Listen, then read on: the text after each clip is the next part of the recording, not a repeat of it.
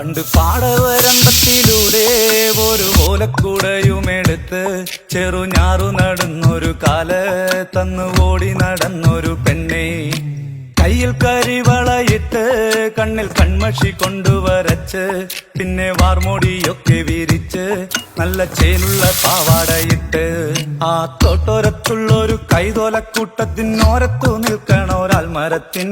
ചോട്ടിലിരിക്കണ ദേവിക്കു ചാർത്തുവാൻ പൂവുകൾ കൊണ്ടുപോയോ പെണ്ണെ, പൂവുകൾ കൊണ്ടുപോയോ.